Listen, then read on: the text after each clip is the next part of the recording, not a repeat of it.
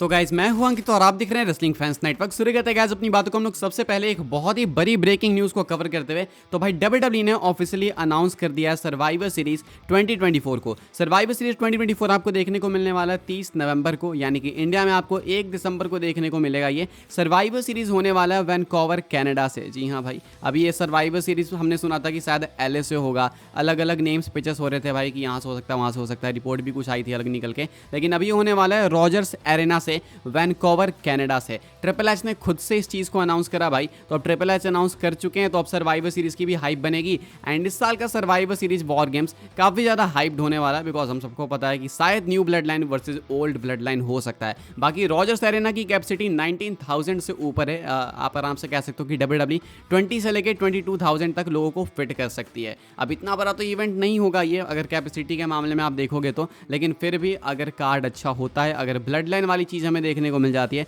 तो then all well and good भाई। अभी के हिसाब से 30 नवंबर के लिए, यानी कि 30 नवंबर 2024 के लिए रॉजर्स एरेना से कंफर्म कर दिया गया है सर्वाइवर सीरीज वॉर गेम्स को, जो कि वैनकूवर कनाडा में होने वाला है। अब इसके बारे में आप क्या सोचते हो कमेंट करके बताना। अभी के हिसाब से पेपर व्यू शेड्यूल अपना मान के चलो इस साल के एंड तक का सब कुछ हो चुका है पैक टाइट, एंड ये है कुछ सर्वाइवर सीरीज को लेके ऑफिशियल अनाउंसमेंट। आगे बढ़ते हैं गाइस, बात करते हैं अगली स्टोरी के बारे में। अभी आप देख रहे होगे कि डब्ल्यूडब्ल्यूई अपने PLEs के अंदर प्राइम ड्रिंक को एडवर्टाइज करती है रिंग में, साथ में साइड में भी आप देखते होगे प्राइम की बॉटल्स परी रहती है। वो बीच में सऊदी का इवेंट हुआ था, तो वहाँ पे भाई हमें कुछ भी देखने को नहीं मिला था, बिकॉज वहाँ पे अलाउड नहीं है कि आप प्राइम को प्रमोट करो। तो रिंग मैट पे, रिंग कैनवस पे हमें प्राइम का लोगो अब तक देखने को मिल रहा था, लेकिन समर स्लैम के अंदर ये लोगो हटने नहीं वाला है, बल्कि इसके साथ साथ एक और लोगो ऐड होने वाला है। एक नहीं भाई, अब एक के साथ एक फ्री 2 लोगोज आपको देखने को मिलेंगे, यानी कि 2 लोगों की एडवर्टाइजिंग, 2 कंपनी की एडवर्टाइजिंग आपको देखने को मिलेगी। आप देख सकते होगे यहाँ पे बताया जा रहा है, डब्ल्यूडब्ल्यूई ने खुद ही प्रेस रिलीज में इस चीज़ को अनाउंस करा। By the way, SummerSlam this Saturday will now have 2 logos on the ring canvas as confirmed by WWE. एक तो प्राइम का, दूसरा विंगस्टॉप का।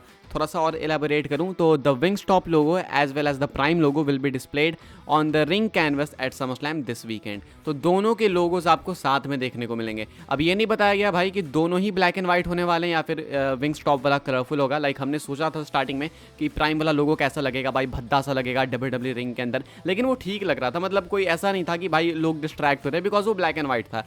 अब अगर ये विंगस्टॉप वाला लोगो भी ब्लैक एंड व्हाइट है तो भी आई थिंक कुछ ज़्यादा डिफरेंस होना नहीं चाहिए, लेकिन अगर ये कलरफुल है तो देन तो दिक्कत हो जाएगी भाई। अभी जस्ट पिछले वीडियो में मैं आपको बता रहा था, आपके साथ बात कर रहा था मैं कि भाई ये डब्ल्यूडब्ल्यूई को पता नहीं क्या होते जा रहा है। लाइक कमा ज़्यादा रहे हैं भाई, प्रॉफिट ज़्यादा हो रहा है, सब कुछ सही है, लेकिन जब बात आती है प्रोडक्शन क्वालिटी की तो भाई लाइटिंग कम है, फिर एंट्रेंस स्टेज रद्दी है भाई, रैंप बेकार है, फिर उसके बाद आप देखोगे तो पायरोज में भी इन्होंने कहीं ना कहीं कॉस्ट कटिंग करी है। तो इस मामले में डब्ल्यूडब्ल्यूई थोड़ी नीचे ही जाते जा रही है, कभी ऊपर जाते हुए दिख नहीं रहे। रेसलमेनिया तक में इन्होंने कटौती कर दी। अब ऐसे में भाई ये तो चलो अलग बात है, रिंग के साथ भी छेड़छाड़ ये लोग करने लगे। लाइक इससे कोई दिक्कत नहीं कि इनको स्पॉन्सरशिप मिल रही है, बहुत अच्छी बात है, लेकिन रिंग के साथ छेड़छाड़ करना ये फैंस को स्टार्टिंग से नहीं पसंद था। एंड डब्ल्यूडब्ल्यूई में इसलिए आपको कुछ भी देखने को ऐसा नहीं मिलता था, लेकिन अभी इस न्यू रेज़्यूमे के अंदर ये सब कुछ आपको देखने को मिल रहा है। मे बी आगे भी देखने को मिले। अभी हम लोग एक प्राइम लोगो से दूसरे लोगों की तरफ आगे बढ़ रहे हैं। हो सकता है अगले 2-3 साल बाद रेसलमेनिया जाते जाते मे बी आपको भाई रिंग के अंदर 50 लोगोस देखने को मिल जाए। हो सकता है कि आपको एक बॉक्सिंग रिंग की तरह वाइब्स मिले डब्ल्यूडब्ल्यूई के रिंग से आने वाले टाइम के अंदर, तो ये पॉसिबल है। लाइक ये जा रहे हैं उसी डायरेक्शन में। अभी देखते हैं भाई क्या होता है, कैसा दिखता है समरस्लैम के अंदर। सवाल ये भी आता है कि कितना बड़ा होगा, कितना छोटा होगा। अब वही बात है कि भाई ज़्यादा पैसे लगेंगे अगर स्पॉन्सरशिप में, तो देन भाई लोगो भी उतना ही बड़ा होगा। अभी के हिसाब से प्राइम लोगो के साथ साथ विंगस्टॉप का भी लोगो होने वाला है। बाकी आप इसके बारे में क्या सोचते हो, अच्छा है या बेकार है, कमेंट करके बताना। आगे बढ़ते हैं गाइस, बात करते हैं अगली स्टोरी के बारे में, जो कि सोलो सिकोआ को लेके। सोलो सिकोआ फेस करने वाले हैं, चैलेंज करने वाले हैं कोडी रोड्स को समरस्लैम के अंदर उनकी अनडिस्प्यूटेड चैंपियनशिप के लिए, एंड ज़्यादा दूर भी नहीं है। अब समरस्लैम 2 दिन मुश्किल से दूर है भाई। आज एक खत्म हो गया, उसके बाद 2 तारीख, 3 तारीख एंड 4 तारीख की सुबह में आपको समरस्लैम देखने को मिलेगा। अब सोलो सिकोआ चैलेंज करेंगे तो चांसेस इनके काफ़ी कम है जीतने के, लेकिन इसके ऊपर जिला फाटू कमेंट करते हैं एंड उनको लगता है कि सोलो सिकोआ जीत सकते हैं, मतलब उनके चांसेस हैं, एंड वो चाहते हैं कि सोलो को जीतना भी चाहिए। तो जिला फाटू वैसे तो कुछ टीज भी कर रहे थे, अगर आपको नहीं पता क्या टीज कर रहे थे क्या नहीं, तो पिछली वीडियो जाके चेक करो, आपको मालूम चल जाएगा। अभी जिला फाटू क्या कहते हैं मैं आपको वो बता देता हूँ। जिला फाटू भाई रिसेंटली एक अपीयरेंस में इंटरव्यू के दौरान बात करते हैं सोलो सिकोआ कोडी रोड्स के मैच के बारे में। एंड यहाँ पे कहते हैं कि ब्लड लाइन के अंदर वापस से ये टाइटल आनी चाहिए। Fatu said I think he should यानी कि सोलो सिकोआ को जीतना चाहिए। I think he should against Cody Rhodes right. I think he should, why not, bring it to the blood line, bring it back to the family man. तो कहते हैं कि भाई जीतना चाहिए सोलो सिकोआ को। क्यों नहीं जीतना चाहिए मुझे बताओ। मुझे लगता है कि फैमिली के पास टाइटल वापस आनी चाहिए। अनडिस्प्यूटेड चैंपियनशिप यहीं पे बिलोंग करती है, तो यहीं पे आनी चाहिए। तो यहाँ पे भाई फुल केफे में आंसर दिया इन्होंने। बाकी मुझे लगता है ये न्यू ब्लड लाइन को ही सपोर्ट कर रहे हैं। अभी ट्वीट्स वगैरह भी उनके ही फेवर में कर रहे हैं, मैं देख रहा हूँ, प्रमोट कर रहे हैं उन लोगों को। एंड अभी इंटरव्यूज के अंदर भी सोलो सिकोआ को अगर फेवर कर रहे हैं तो इसका मतलब सिंपल है भाई कि सोलो सिकोआ के साथ में चाहते हैं कि वो चैंपियन बने, मतलब कि वो नए ट्राइबल चीफ बने रहे, ऐसा कुछ कहना है जिला फाटू का। अभी के हिसाब से भाई जिला फाटू चाहते हैं कि कोडी रोड्स समर स्लैम में हारे। क्या आप भी जिला फाटू की तरह ही सोचते हो? क्या आप भी चाहते हो कि कोडी को हारना चाहिए समर स्लैम के अंदर? यस और नो कमेंट करके बताना। बाकी ये होने नहीं वाला है। आगे बढ़ते हैं गाइस, बात करते हैं अगली स्टोरी के बारे में जो कि भाई अपने रिलेटेड है कोलैबोरेशन से। कोलैबोरेशन किसके किसके बीच में? WWE TNA की कोलैबोरेशन भाई ऑलरेडी कंटिन्यूड है। WWE AEW की कोलैबोरेशन क्या हमें आगे देखने को मिल सकती है मे बी इन फ्यूचर? अभी इसके बारे में टोनी खान कहते हैं कि वो तो इस चीज़ के लिए ओपन है, लाइक वो चाहते हैं कि हाँ ठीक है अगर कोलैबोरेशन होता है तो बहुत अच्छी बात है, हम काम करने को तैयार हैं। लेकिन टोनी खान कहते हैं कि उन्हें डर है कि WWE वाले नहीं करेंगे। वो कहते हैं कि इन्हें नहीं लगता, मतलब उन्हें नहीं लगता है कि WWE वाले कोलैबोरेशन के लिए तैयार होंगे। तो वो कहीं ना कहीं WWE के माइंडसेट को जानते हैं, सही समझ रहे हैं, बिकॉज WWE ने डिनाई कर दिया, कहते हैं कि नहीं भाई हम तो कोलैब नहीं करेंगे। तो WWE के current EVP of talent relations, इन्होंने साफ साफ कह दिया कि हम लोग कोलैब नहीं करना चाहेंगे। ऐसा कोई मैं उन पर शॉट नहीं ले रहा हूँ या फिर कोई सेट नहीं है। हमें ये भी मालूम है कि हमारे पास कई सारे ऐसे टैलेंट्स नहीं हैं जो कि होने चाहिए। कहते हैं कि हमारे पास बहुत सारे अच्छे टैलेंट्स हैं, लेकिन स्टिल हमारे पास ऐसा नहीं कहूँगा मैं कि सारे के सारे बेस्ट हैं। तो हमारे पास वो टैलेंट्स होने चाहिए। मैं चाहूँगा कि वो आगे कंपनी में आए। लेकिन बात है कोलैबोरेशन की, क्रॉसओवर की, तो मैं इसके बारे में ज़्यादा बात नहीं करूँगा। बस इतना बोलूँगा कि ये चीज़ तो इम्पॉसिबल है, ये चीज़ नहीं हो सकती है। यानी कि WWE x AEW ये जो क्रॉस ओवर सो लोग काफ़ी डिमांड करते हैं या फिर इसको ड्रीम करते हैं, ये चीज़ नहीं देखने को मिलने वाली कभी भी इन फ्यूचर। बाकी ये देखने को मिले ना मिले भाई, हो सकता है कि एक मैकमैन यानी सेन मैकमैन AEW में जा सकते हैं, वो पॉसिबल है। अभी के हिसाब से ऐसा कहना है WWE के EVP का कि कोलैबोरेशन क्रॉस ओवर इवेंट ये सब AEW के साथ नहीं होगा, TNA के साथ करेंगे, AEW के साथ नहीं करेंगे। तो इससे पता चल रहा है कि क्लियर राइवल तो AEW है। आगे बढ़ते हैं गाइस, बात करते हैं हम लोग अपनी नेक्स्ट एंड फाइनल स्टोरी के बारे में जो कि CM punk and Drew McIntyre को लेके। तो सुबह वाली वीडियो के अंदर मैंने आपको बताया कि CM पंक कह रहे हैं ESPN फर्स्ट टेक में बात करते हुए कि मैकिंटायर के साथ इनका जो समर स्लैम के अंदर मैच होने वाला है वो इनका पहला और आखिरी प्रॉपर मैच होगा ड्रू मैकिंटायर के साथ में।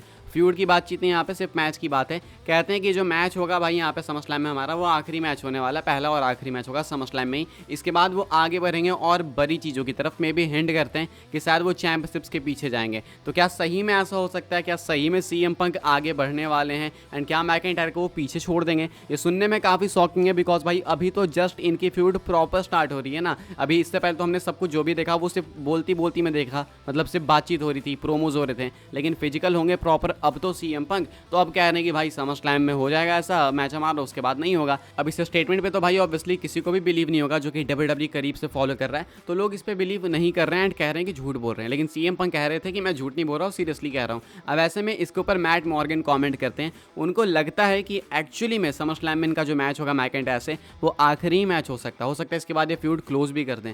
क्यों ऐसा लगता है इनको मैं आपको बता दूं। कहते हैं मैट मॉर्गन की WWE ऑलरेडी इस फ्यूड को बहुत खींच चुकी है। एक तरीके से आप देखोगे तो रॉयल रंबल से ही ये फ्यूड चलते आ रही है एंड WWE को सेथ रॉलिंस एंड CM पंक के डायरेक्शन के साथ भी आगे बढ़ना है। लाइक CM पंक रॉलिंस ये ओरिजिनल प्लान था एंड ये पहले ही हो जाता, शायद इसी रेसलमेनिया 40 में हो गया, खत्म भी हो जाता, लेकिन बिकॉज पंक इंजर्ड हो गए तो ये सब कुछ भी हुआ नहीं एंड WWE को बढ़ना पड़ा आगे ड्रू मैकिंटायर एंड CM पंक के मैच के साथ, फ्यूड के साथ। तो बहुत टाइम से फ्यूड वैसे भी चलते आ रही है, तो हो सकता है WWE एक्चुअली में इसको समर स्लैम के अंदर क्लोज कर दे। नहीं तो चाहे तो भाई ये ईयर एंड तक लेके जा सकते हैं। मिनिमम 2 और मैचेस हो सकते हैं समर स्लैम के अलावा भी। एक अगर बैश इन बर्लिन में हो जाए, एक बैड ब्लड में हो जाए, तो WWE इजीली अक्टूबर तक इस फ्यूड को खींच सकती है। यानी कि लगभग 10 महीने से फ्यूड चली भाई एक तरीके से आप देखो तो। एंड अगर इसको थोड़ा सा आप और पीछे लोगे तो हमने एक रिपोर्ट सुनी थी कि सर्वाइवर सीरीज में जब पंक आए थे तो उसके बाद मैकिंटायर काफ़ी गुस्सा होकर पीछे गए थे। अब ये भाई एक्चुअली में एक वर्क था, WWE इनके फ्यूड को उसी टाइम से बिल्ड कर रही थी। तो अगर आप वैसे काउंट करोगे तो लगभग 11-12 महीने हो गए, यानी कि 1 साल कंप्लीट हो गया।